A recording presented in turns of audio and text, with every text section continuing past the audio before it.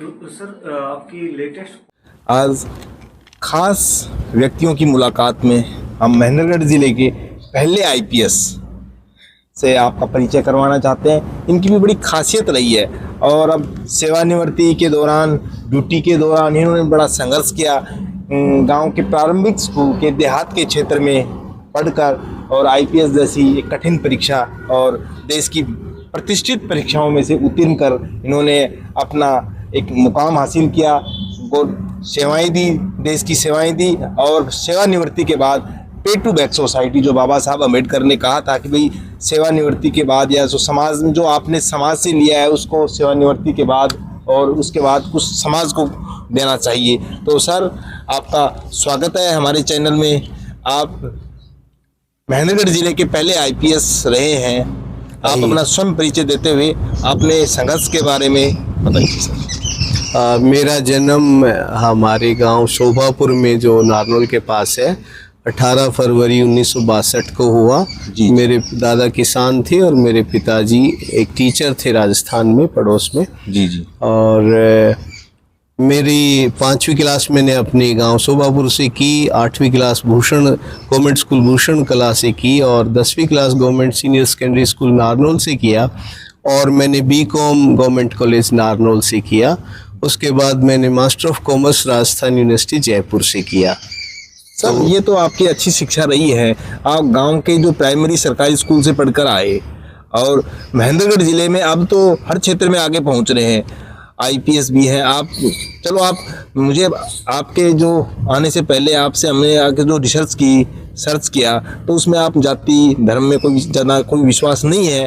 फिर भी जो बात की जाए, आप यादव बिरादरी में आपने जन्म लिया और महेंद्रगढ़ जिले के पहले आईपीएस रहे हैं जहाँ तक मेरी नॉलेज है। हाँ, मैं आहिर बिरादरी में मैं पहला आईपीएस भी, अदरवाइज तो एससी कैटेगरी में तो हमारे गांव के रामेश्वर दयाल भी 1977 में आईपीएस हो चुके थे।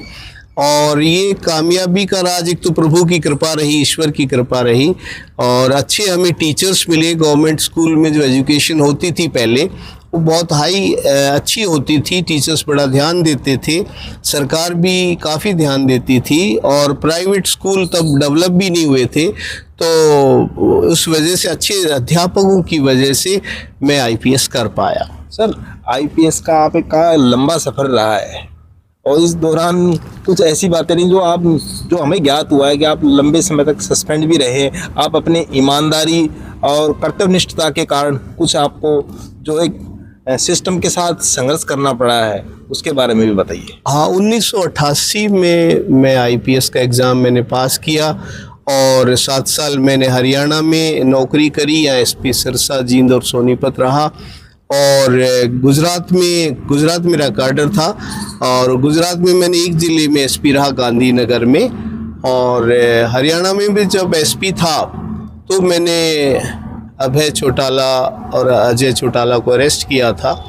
तो जब इनकी सरकार, इतने बड़े नेताओं को आपने अरेस्ट किया, ये तो सिस्टम के साथ वो इनका रास्ता रोको आंदोलन था और सिंपल जैसे कि रास्ता रोको आंदोलन में गिरफ्तारी होती है वो रूटीन की गिरफ्तारी थी कायदा के अनुसार।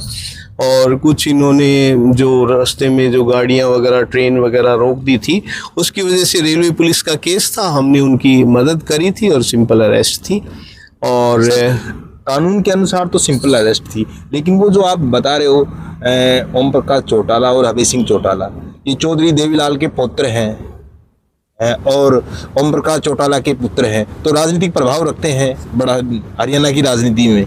उसका खामियाजा भुगतना पड़ा होगा। उसकी बहुत बड़ी कीमत चुकानी पड़ी। जब ओम प्रकाश चौटाला जी मुख्यमंत्री बन गए उस टाइम 2003 में मेरे खिलाफ एक केस बनाया जींद में कि जब मैं एसपी जींद था तो मैंने सरकारी गाड़ी का मिसयूज किया।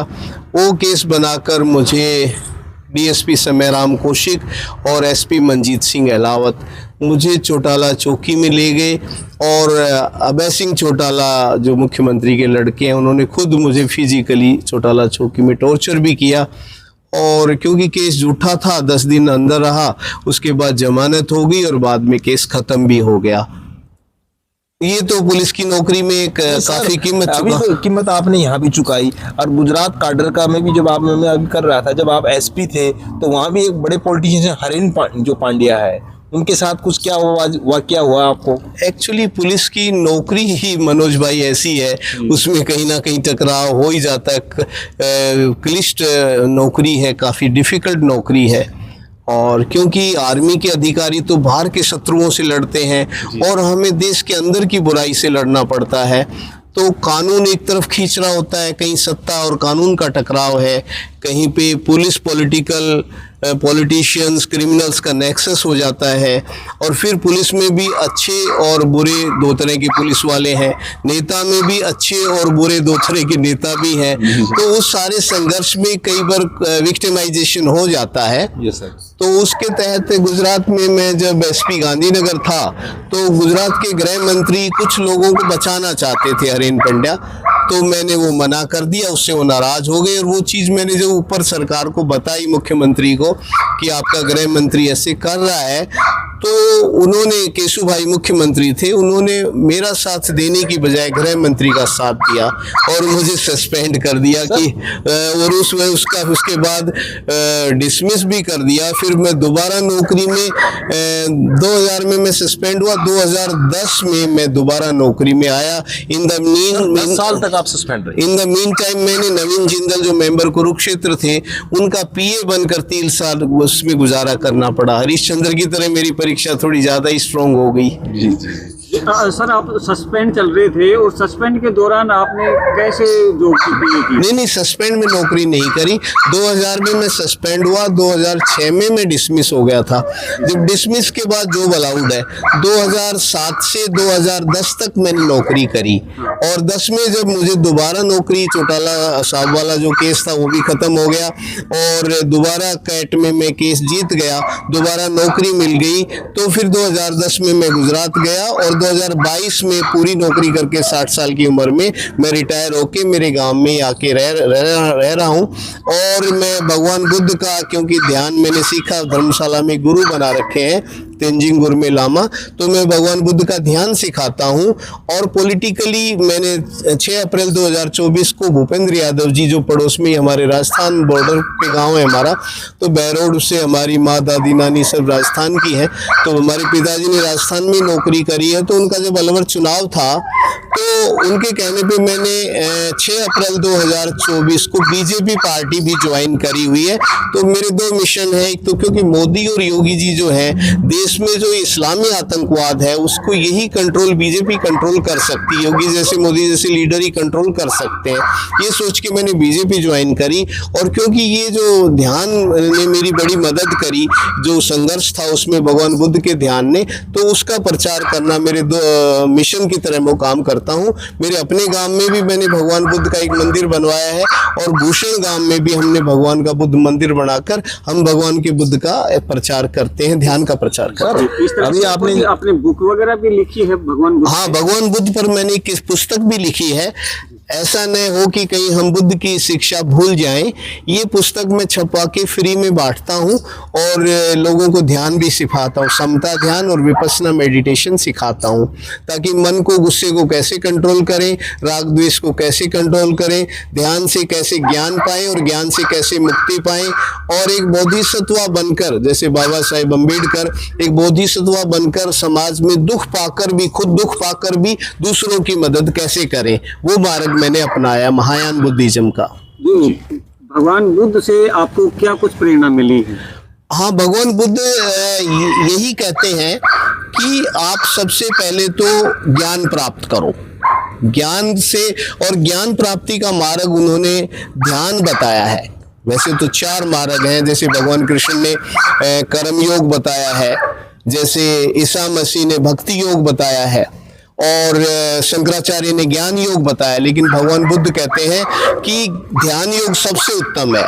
किसी चीज पे विश्वास मत करो, खुद ध्यान करो, खुद ज्ञान प्राप्त करो। ध्यान के बाद जब आपको खुद ज्ञान प्राप्त हो, उस पे विश्वास करो।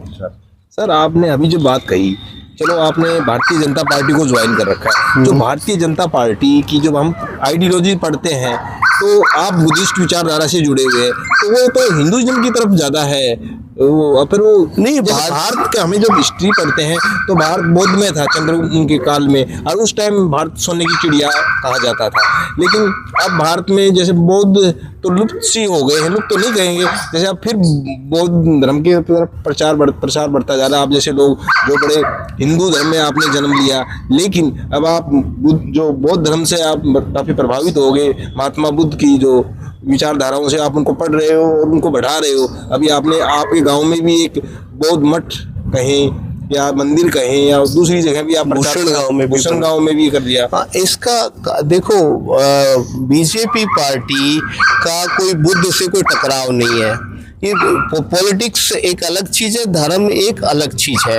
अब जैसे मेरी पर्सनल चॉइस है कि मैं भगवान बुद्ध का मैं प्रचार करता हूँ, तो उसमें मुझे पार्टी नहीं कहती कि भाई आप इनका प्रचार मत करो। क्योंकि वैसे भी ये जो सनातन धर्म है, ये सारे छोटे छोटे जो पंथ होते हैं, बुद्धिज्म है, जैनिज्म है, सिखिज्म है, सनातन धर्म है, सारा जो है ये सब सनातन धर्म के पार्ट्स ही है, इनमें कोई टकराव नहीं है। जो बड़ा और बीजेपी पार्टी ज्वाइन करने का कारण क्या है कि जो कांग्रेस पार्टी है वो मुस्लिम अपीजमेंट करती है। हमारे देश का बंटवारा 1947 में हुआ, धर्म के आधार पर हुआ, और 25% मुसलमानों को 33% जमीन पाकिस्तान और बांग्लादेश के रूप में दे दी गई। उसके बावजूद प्राइम मिनिस्टर नेहरू को सारे मुसलमानों को पाकिस्तान भेज देना चाहिए था, क्योंकि चलो ये बहस अपनी अलग उस पर चली जाएगी, क्योंकि जब भारत को था, वो भारत एक सेकुलर देश रहेगा। जब संविधान सभा में जब इस तरह का गठन हुआ था तो वो अलग मैटर हो जाएगा। तो आप ये बताइए सर, अभी जैसे अभी आपके हरिन पांड्या जो गुजरात के मंत्री रहे हैं, और यहाँ हरियाणा में जो पूर्व मुख्यमंत्री ओम प्रकाश चौटाला के पुत्रों के साथ विवाद हुआ, तो हम ये कहें भी जैसे ना आपको एक नेचुरल जस्टिस भी आप में विश्वास करते हो और आपको नेचुरल जस्टिस मिला है, इसके बारे में थोड़ा सा बताइए सर। देखो, एक दो न्याय के दो सिस्टम, दो लेवल है। एक तो है आदमी का बनाया हुआ कानून, एक है कुदरत का कानून। आदमी का बनाया हुआ कानून अपूर्ण है और कुदरत का बनाया हुआ कानून पूर्ण है। जैसे आदमी के कानून के तहत मुझे सफ़र करना पड़ा, सस्पेंड हुआ, डिसमिस हुआ, जेल यात्रा, इंक्वायरी, ये वो, जैसे हरिश्चंद्र को भी सफ़र करना पड़ा है, वैसे इस संसार में सब लोग सफ़र ही करने आए हैं। जो लोग हम सोचते बहुत सुखी हैं, वो भी किसी न किसी रूप में दुखी हैं। क्योंकि भगवान बुद्ध ने भी कहा है, नानक ने भी कहा है, नानक दुखिया सब संसार। पतंजलि ने भी कहा है, सर्वम दुखम विवेकिन है। और भगवान बुद्ध भी कहते हैं कि भाई इस संसार में दुख बहुत ज़्यादा है, और दुख में आप अपने दुख को भूल के फिर भी दूसरे का दुख घटाने की कोशिश करो और दुखों से मुक्ति करने की कोशिश करो। जहाँ तक नेचुरल जस्टिस का सवाल है, जैसे अब मनजीत सिंह अलावत मुझे वहाँ पे चौटाला गांव में ले जाके और मुझे अभय चौटाला से टॉर्चर करवाया। वो बेचारा, भगवान उसको शांति दे जहाँ भी वो है, उसको बिल्डिंग से गिर के मर गया। एक आईजी जो था वो अमिताभ पाठक, उसने मुझे गलत ढंग से सस्पेंड कराया, इंक्वायरियाँ खुलवाई। वो भी स्विमिंग पूल में डूब के 55 साल की उम्र में मर गया। और हरिन पंडा जिसने मुझे कहा था, मैंने उसके खिलाफ रिपोर्ट दे दी कि आपने अपनी कब्र खोद ली है मेरे खिलाफ चिट्ठी लिखकर। तो मैंने कहा था भगवान जिसको ठीक समझेगा उसको कब्र में भेज देगा। तो मेरे से पहले वो ही कब्र में चला गया जो मुझे भेजना चाहता था। ये ईश्वरीय न्याय है। कई बार आदमी सोचता है मैं बहुत पावरफुल हूँ, लेकिन नेचर अपना काम करती है। कई बार अब प्रहलाद भगत को तो खुद उसका पिता ही मारना चाहता था, लेकिन भगवान ने उसको बचाया। वो बोले तू भगवान को क्यों मानता है, मेरे को मान भगवान। और खम्भे में प्रकट होकर नरसिंह ने उसको, प्रहलाद भगत को, उससे हिरण्यकश्यप से बचाया था।